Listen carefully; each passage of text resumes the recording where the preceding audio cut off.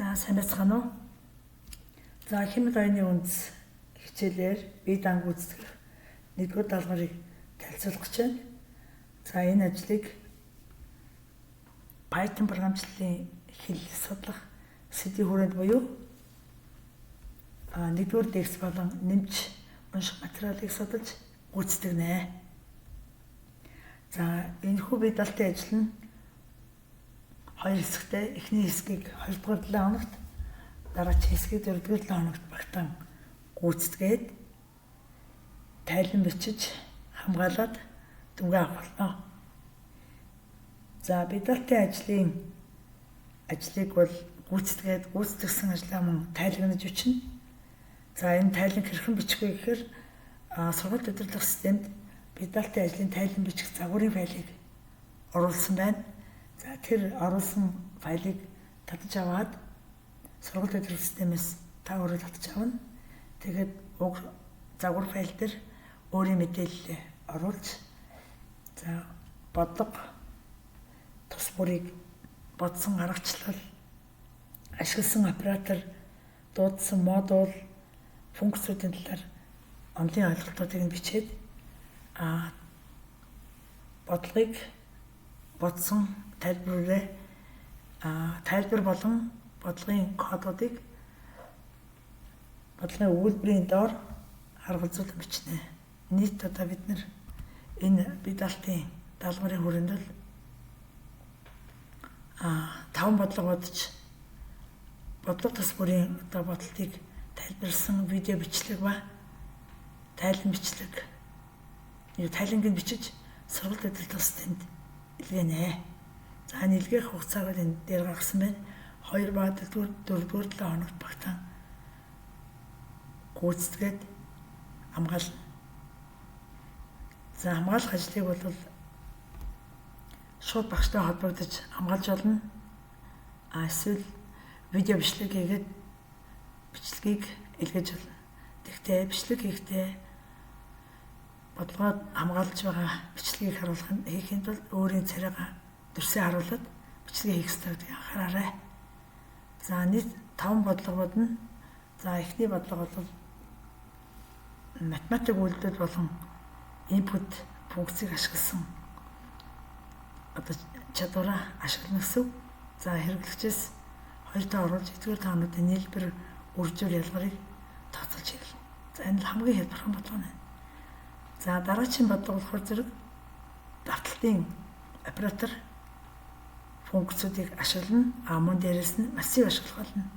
За энэ сэдвийг бол бид нэр 2 дугаар лекцээр судлана. Массивын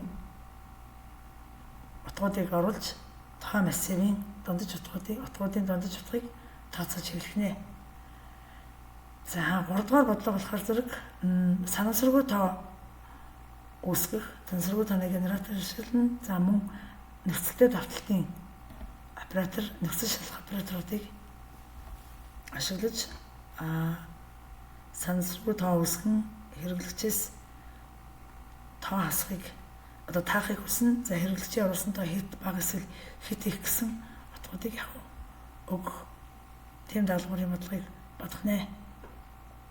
За 4 дугаар бодлого болохоор зэрэг энэ тоог гараас харуулад тухайн тооны Fibonacci дарааллын элементийг олно. За энд бол бид нэр рекурсив функц болон жагсаалттай ажиллах, давталт ашиглах зарчмаар энэ бодлогыг бодно. За 2 дугаар 7 хоногт бол 1 ба 2 дугаар бодлогыг бодно.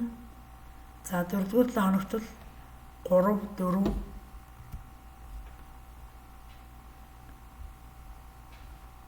5, 6, 7, 8 дугаар бодлогыг бодно.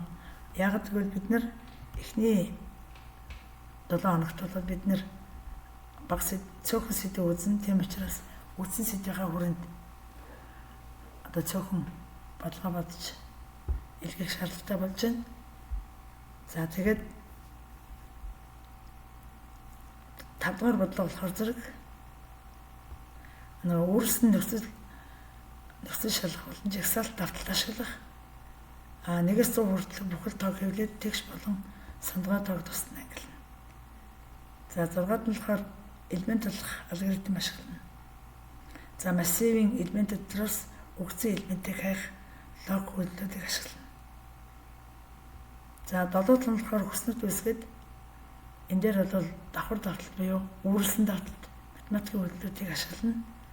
За n-ийг харьцах нь n хэмжээтэй өвдөрийн хүснэгтийг үүсгэнэ. За 8 дахь даалгавар болохоор зэрэг жисэн хөгжил боловсруулах үйлдэлийг туршина. За файл унших, жисэн форматын хөгжилтэй ажиллах дадлахын.